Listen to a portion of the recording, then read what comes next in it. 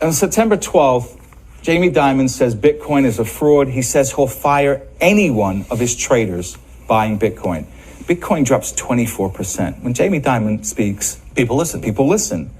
So that weekend, we found out that the largest buyer of a Bitcoin fund that's in Europe that buys physical Bitcoin, right? The largest buyer was Morgan Stanley and JP Morgan. And that's not illegal.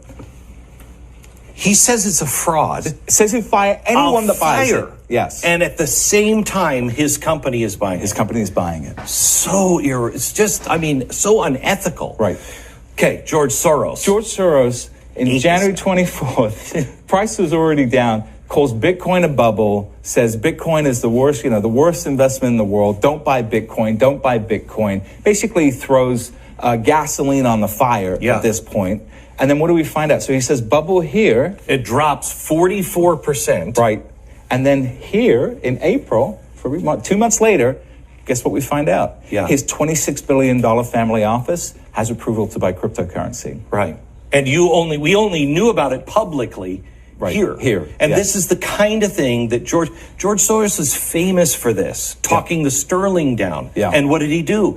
He stole the pensions of all the little people. Yeah, made $1 billion. Yeah.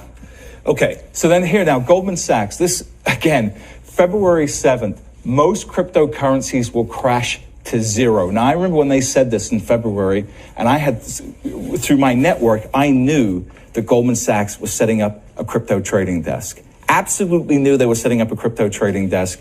And I remember you telling me that. Right. And then, of course, they were denying it. No, we're not. No, we're not. No, we're not.